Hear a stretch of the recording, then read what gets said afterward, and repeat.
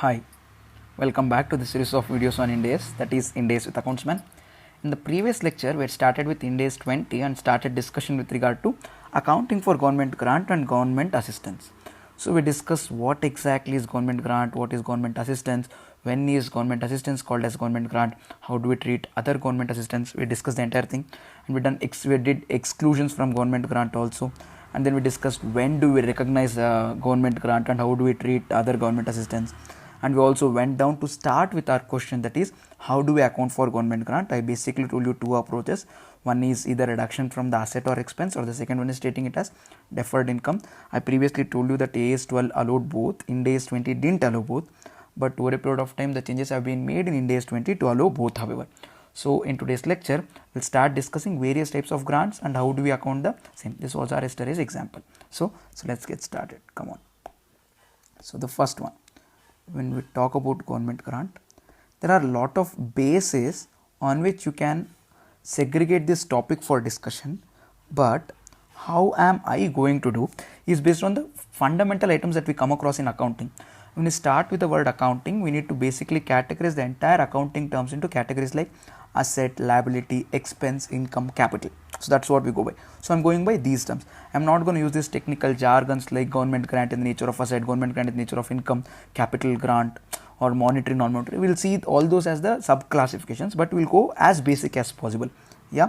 So the first one is I want to discuss with regard to asset. So with regard to asset, if there is government grant received, how do we treat it? Next one is I'll go by expense or income. Yeah, if there is any government grant regarding any expense or regarding any income, how do we treat it? The third one is with regard to liability, and the last one is from the perspective of capital. So these are the classifications that I have made, the basic usual accounting terms that we do. Yeah, the first two are debit, next two are credit to increase. So that's how I am basically seeing it. So asset, with regard to asset, what can be the government grant and how do we account the same? So I'll call this number 1. Okay, I'll write it in a different color if you want me to. Yeah, this will be our number 1. Expense or income will be our number 2. Liability will be our number 3, and capital will be our number 4. Yeah, when we see with respect to asset, it can be further classified into two categories. One is depreciable assets, assets which can be depreciated. Second one, non-depreciable assets, assets which cannot be depreciated. Further classification is allowed here.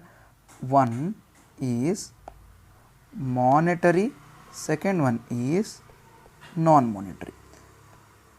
Similarly, for non-depreciable assets also further two classifications possible. First one is monetary, next one is non-monetary government grants.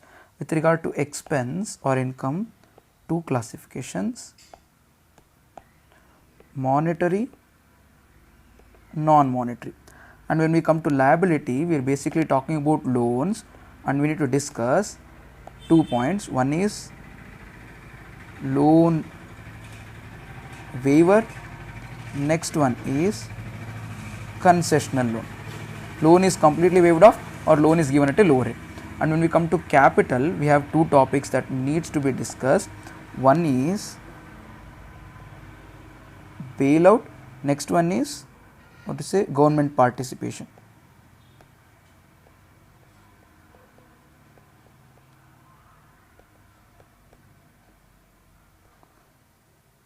Yeah, so these are the items to be discussed under each of these categories. So this is just overall picture for you to know. I'll start with each of them in detail and then discuss. We'll first take assets and then discuss how to account for a grant relating to depreciable assets, when monetary grant is received, when non-monetary grant is received. Then we'll go to assets which are non-depreciable, monetary, non-monetary. Then expense or income monetary, expense or income non-monetary. Then liability loan waiver, liability concessional loan. Then capital bailout and capital government participation. So let's start with the first point, that is asset. When there is government grant with regard to asset, I'll write government grant on asset. Under this, firstly I am going to discuss with respect to, okay, I'll write it in little darker one only. Yeah, our 1A, that is depreciable assets.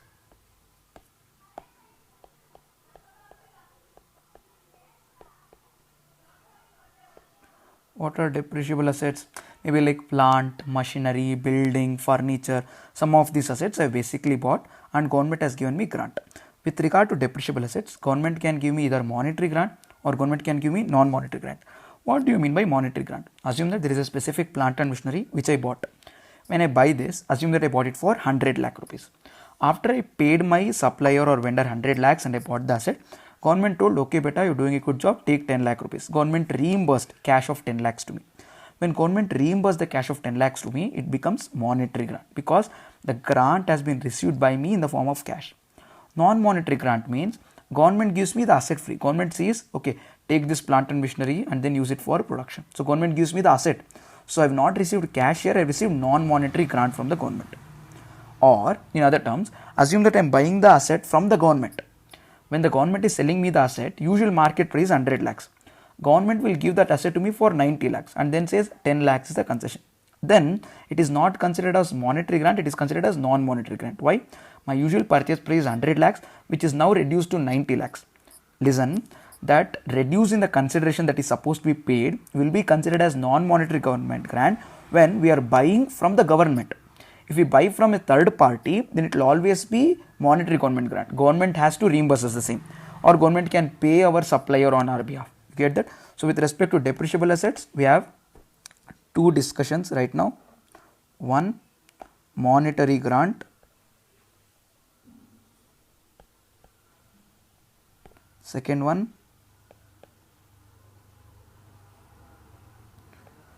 non-monetary grant. So right now I am discussing depreciable assets, monetary grant.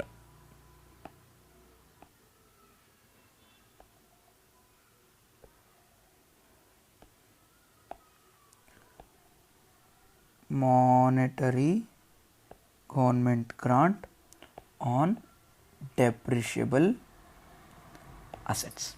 Yeah. So when I receive this specific government grant, I have two options. How many options do you have? Two options. Option number one, that is reduce from my asset. I told you 100 lakhs is the cost of the asset. When I bought it, government reimbursed me 10 lakhs. So I can reduce the assets value from 100 to 90 lakhs. And I can write my asset at 90 lakhs and that will be the value that will depreciate over the remaining useful life of the asset. Second one, I can treat it as deferred income. When I treat it as deferred income, what will I do? Instead of writing that amount as reduction from the asset, I will write it as a deferred income. This deferred income will be transferred to my profit or loss over the remaining useful life of the asset in the pattern in which the depreciation will be recorded. I will write it for you. And this will be transferred to PL. Transferred to PL over the remaining useful life. Whenever, if the full life is remaining, then full will take over the remaining useful life in depreciation pattern. So this is the keyword. So the pattern in which depreciation will be recorded, the same pattern I am going to record such expense. So either of the cases, when it is followed, the net impact on our financial statements will be same, because if we decrease the asset, the depreciation is decreased. If we don't decrease the asset and record it as deferred income, the asset is recorded at a higher value, leading to higher depreciation. Such higher depreciation in the P&L account debit side is compensated by such deferred grant which is transferred to our P&L account in the format of or in the pattern of our income. If it is required, I will basically tell you the journal entry. When the grant is received and reduction of the asset is made, I will write bank account debit to my property, plant and equipment. Instead, when I bought my asset, I would have written PPE to bank 100 lakhs. When I received 10 lakhs back, I would write bank to PPE 10 lakh. So my PPE from 100 lakhs will get reduced to 10 lakh. In this case, what I do is I will write bank to deferred government grant. Yeah, this deferred government grant over a period will get transferred to my P&L. This will happen over the remaining useful life in the depreciation pattern. You get that? So that is how we basically account for our monetary grant. So we're done with monetary grant. Let us now discuss non-monetary grant that will arise because of depreciable assets, and then we'll be done with this part. Okay, come on, let us go to the next page and then discuss non-monetary grant on depreciable assets.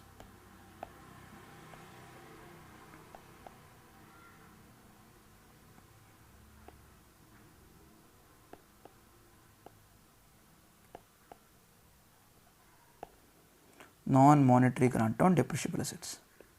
Yeah, two possible scenarios, but it's not like the previous case. In the previous case, what I mentioned to you is we can reduce the asset, but such reduction in the asset is not possible because it is a non-monetary grant. The government has given me the asset free of cost. So I've received the asset and there is no money that government gave it to me. So if that is the case, the asset account is not debited till now. If the asset account was previously debited, we can reduce it. In the previous case, we purchased the asset for 100 lakhs. So I would have written PP to bank 100 lakhs. Then I can reduce the asset from 100 lakhs to 90 lakhs. In this case, asset is received free of cost. So what will I do? The first option is asset can be recognized at nominal value, or there's another word, concessional price or concessional value. Yeah, assume the asset is of 100 lakhs and the government has given it to me free. So what will I do? I cannot write that asset in my books of accounts. Firstly I didn't pay cash, I got the asset free. You cannot say that it cannot be measured in terms of money and I will not write. You should record it at nominal value. Maybe I'll write it at 10,000 rupees or 15,000 rupees. The asset is of 100 lakhs, but I'll write it at 10,000 or 15,000 or 1 lakh in my books of accounts. You get that? That is the first way of treating. So what is the first way of treating? You will record it at nominal value or concessional value. But this leaves us with a very big loophole. The point is, when we record it at nominal value, I am recording 100 lakhs worth asset at nominal value of 10,000 rupees. That means I am not recording that benefit at all in my books of accounts. But using this 100 lakhs asset in my books of accounts, I will definitely generate huge amount of benefits, which my stakeholders will take away from me. But they will not be known that this entire revenue was generated because of government assistance. So what will I do? Ind AS gives us one more option. It says, instead, if you want, asset can be recognized at fair value. Yeah, so what can you do? If you feel that recognition at nominal value or concessional price will not let disclosure of any government grant, then you can record it at fair value. When I say fair value, I am talking about Ind AS 113. Yeah, using Ind AS 113, you will arrive at the fair value and you will record the asset at that value. When you record the asset at that value, what will be our journal entry? I will write PPE debit, fair value might be our 100 lakhs. I'll write 2. Did I pay cash? No. So what will I write? I'll write deferred government grant 100 lakhs. You get this? Now the point of discussion is, how do we treat this deferred government grant? So the answer is pretty simple. It is transferred to P&L. Yeah. Okay. I'll write here deferred income. In this case, what is happening? There will be deferred income. What will we do with that income? Transfer to PL in what ratio? Over useful life over remaining useful life of the asset. Yeah, in what basis? On the in the pattern of depreciation. However we depreciate, in that depreciation pattern only we will write it. This will leave us with no impact. I'll tell you how. Now assume that the useful life of the asset is 10 years and every year's depreciation is 10 lakhs. That's for ease of our understanding. So every year in my P&L account debit side, depreciation will become 10 lakh. The deferred government grant on the income side will become 10 lakh. So we'll have 10 lakh on the expense side, 10 lakh on the income side, technically living with no difference. You get that? That is the same that we'll do here also. Here what will we do? Maybe here we're writing at a nominal value. Here we'll write PPE debit to deferred government grant at 10,000. This 10,000 will write 1,000 to your PL every year. If you write 1,000, what will happen? 1,000 will be expense, 1,000 will be income. So technically no impact on the profit. Saying, sir, then why the hell do we write this? See, here the item of concentration here is not the expense or income which will lead to our profit, but the value at which the item is recognized in our balance sheet. If we write at 10,000, the asset is recorded at a very less value. Whereas if we recorded 100 lakhs, the asset is recorded at a higher value. You get that? So that gives us the more clear picture of the firm's standing. You might say, sir, entire 100 lakh, however, will be on the deferred government grant also under other equity. That's the same at the end of the day. The net worth would come down to be the same, but the value of the asset will be recorded at the fair value. So that is the point of discussion with regard to this one. So right now we're done with our non-monetary grant received with respect to depreciable assets. You get that? So I'll come back here. I'm done with monetary grant, non-monetary grant on depreciable assets. So we need to discuss non-depreciable assets, may monetary and non-monetary grant. By that I'll be done with my entire capital grant on assets. So sorry, government grant on assets. So I'm still discussing 1A is over. Now we'll go to 1B. So now our present part of discussion is 1B. That is government grant on non-depreciable assets. You get that? So let us get going. Under this, again, as we wrote here, we have two parts, that is monetary, second one is non-monetary. So I'll again basically break this into two parts. I'll write here monetary, second one is non-monetary. What is the best example for non-depreciable assets? Something like land. The government has given us land free of cost. That is non-monetary. Government has, we purchased land from some person and government reimbursed some part of the money to us. That is monetary. You get that? Or government gave us the land at a throwaway price or very less price. That becomes still non-monetary. Yeah. So let's discuss this. Come on, let's get started. Monetary government grant on depreciable assets. So I'm going to discuss the first part. Monetary government grant on non-depreciable assets. Okay, let's get going. I'll write government grant here. Two possible treatments. Usually what do? We reduce it from the cost of the asset. So the first possible treatment is reduction from asset. Same example, assume that we bought a land for 100 lakhs and government reimbursed us 10 lakhs. So what will I do? First I'll write the asset, land account debit to bank account, 100 lakhs. Later when 10 lakhs is reimbursed by the government to me, I will write bank account debit to land account 10 lakh. That will reduce the cost of the land from 100 lakhs to 90 lakhs and there will be no depreciation charged on this asset. The story stops there. However, there is a second treatment. The second treatment is treating it as deferred income. Now I've written the first entry, that is land account debit to bank account 100 lakh.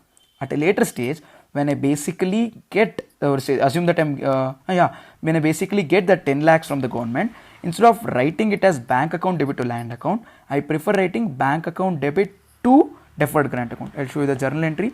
The first case, what we did was land debit to bank. I wrote 100. It is lakhs. Later, when I received the money back from the government, I wrote bank to land, that is 10 lakh. However, in the case of deferred income, what I do is first entry will be same, land to bank. I'll write 100 lakh. Later, when I receive the consideration from the government, or they would say the reimbursement from the government, I'll write bank account debit, but I will not write to land. I will write here deferred government grant 10 lakh. So that will leave me the value of the land in the balance sheet at 100 lakhs. I'll have a liability, that is deferred grant, at 10 lakhs. Now what do we do with regard to this 10 lakh? Yeah, this deferred grant has to be transferred to PL. What is it? Here over, this case is done and dusted. This case is over, no problem. We're talking about the second part, that is this deferred income. Yeah, transfer to PL. Yeah, how do we, or I will write it little this side only, you might get a little confused. So what will we do? Transfer to P&L. How do we transfer to P&L? In the previous case, I told you it will be transferred to P&L what? In the pattern of depreciation. I told you. But that will not hold good here, because what we need to remember here is these are non-depreciable assets. Land will never be depreciated. So what will you do? How can you transfer to P&L account? We need to ask ourselves if there are any obligations or conditions based on which government gave this grants. You get this? So we need to ask conditions. Is there any conditions? Yes or no? So there are two possible answers for this one. The first possible answer is no. The second possible answer is yes. Assume that the government has given this grant to us without any conditions. The government didn't place any conditions. He told like, you take it beta, you enjoy. So then we need to go for immediate recognition. Immediate transfer to PL. So there is no conditions to be fulfilled. So government has given us free, transfer it completely to PL, no problem. Whereas if it is a yes, if there are conditions, this becomes interesting. Whenever there are conditions, this becomes interesting. So there are certain conditions laid down by the government which we need to fulfill. So in order to fulfill those conditions, we need to incur such expenditure. Such expenditure pattern has to be followed for transferring this P&L account. Yeah. So what is it? It comes to join these port arrow marks. Yeah. Expenditure to fulfill condition is pattern for transfer of deferred government grant to PL. Yeah. So we need to ask, is there any conditions that we need to fulfill? If there is no requirement of any conditions to be fulfilled, entire amount will become our government grant. If there is any conditions that we need to fulfill, in order to fulfill those conditions, in the future we will incur such expenses. So the pattern of such expenses will become the pattern in which we will recognize our deferred government grant into our P&L account. So this is the thing. So let me tell you, these are the two important points that you need to remember. We're going to use these same points throughout. Okay. Whenever government grant is received, we need to check if it is depreciable. So if there is any depreciation on the asset, depreciation pattern will be the basis in which such deferred grant will be transferred to our PL. If there is no depreciation on that specific benefit or the asset, then regard to that benefit, some conditions are to be fulfilled. In order to fulfill that conditions, some expense will be incurred. The pattern of such expense will become the proportion or the ratio in which we are going to transfer our deferred income to our PL. So by this we are done with the monetary government grant on non-depreciable assets. Now we need to discuss non-monetary government grant on non-depreciable assets. Come on, let us do that. So non-monetary grant on non-depreciable assets. Let us start. Let me write government grant here and two possible scenarios. Yeah, as I told you previously, one thing is to reduce the asset. What we need to remember here is it is non-monetary grant. If it is non-monetary grant, this first journal entry of land to bank won't come. You have not recorded. Land is given free. Land account debit you wrote. Credit you don't write only. So you get that. So when it is non-monetary, first model is you will write land debit, but you didn't pay only. Non-monetary. It's not like you paid and the government reimbursed. You didn't pay. So what will you do? You can record this at a nominal value. Assume that we are going with the same example. Asset is of 100 lakhs. Land is of 100 lakhs. And government has given it to you free of cost. You get it? So then what will you do? You'll record it at some concessional price or nominal value. Maybe around what you say 10,000. You'll record the asset at 10,000. This will become what? Deferred government grant. So as I told you previously, we discussed it for a depreciable asset. What is it? It will be recorded at nominal value or concessional value. So I'll write the same here. Asset recognized at nominal or concessional value. Very important, don't forget these terms. You get that? But when you record the 100 lakhs worth asset at 10,000, it will be like non-recognition of asset only. You have not recognized the asset all by itself. So that's little disappointing. So there is another option given. The other option given is asset can be recognized at fair value. When I write fair value here, I am referring to Ind AS 113. This treatment is not there under accounting standard 12. This recognition at fair value is given to us only under Ind AS. So when I record this at fair value, then what will happen? I will write, assume that in this case for our example, fair value is 100 lakhs. I will write land to deferred government grant 100 lakhs. 100 lakhs. In both the cases we have deferred government grant here. Both the cases we have deferred government grant. This has to be transferred to PL. This has to be transferred to PL. I will write here deferred. I will write it in blue only. That's the usual pattern, isn't it? Yeah. Deferred government grant transferred to PL. Am I right? We transfer it to PL. How do we transfer it to PL? We transfer it to PL in the pattern of depreciation. But As I told you previously, these are what is a non-depreciable assets. There is no depreciation on this, so there is no depreciation pattern to transfer. So what will you do? You will ask if there is any conditions. Government, when they gave this land to me, have they given it on based on any conditions? When Ratan Tata wanted to start this Tata Nano project, the land was given in Ahmedabad after they've been pushed out of Bengal. So then the Gujarat government told that I will give you land provided you give employment to so many people, provided you manufacture so many cars, provided you generate so much of employment opportunity, you pay so much taxes by way of VAT or something. So they gave a lot of conditions saying that you need to manufacture so many cars or employ so many people or anything of that sort. So is there any conditions of that sort? Two possible scenarios. Conditions are there, conditions are not there. Assume that the government gave us that land without any condition. Government told it's okay, you take that land. You produce one car, you produce 100 cars. You produce employment to one person, you give employment to 100 people. I don't put my nose into it. When government gives it that way, then immediate recognition. Immediately transfer to PL. Why? There is no conditions required. Entire amount of grant, irrespective of the amount, will be completely transferred to our PL. Now you might, those of you have little knowledge about accounting sense, you might ask, sir, is this extraordinary item? Remember, there is no concept of extraordinary item under Ind AS. No concept of extraordinary. Entire will become normal income only. You get that? Next one. What if there is any condition, sir? Like the government will tell so much of employment needs to be provided, or so many cars needs to be manufactured or something. Now, whenever such conditions are to be have been put, no, so there will be certain amount of expenditure that is to be incurred to fulfill these conditions. So expense to be incurred to fulfill conditions becomes basis for recognizing deferred government grant in PL. Yeah, so the pattern in which that expenditure will be incurred to recognize or to fulfill those conditions, that will become the pattern in which we are going to recognize our government grant in profit or loss. So this is how we deal with non-monetary grant on non-depreciable assets. So if I go back here, non-monetary grant is over on non-depreciable assets.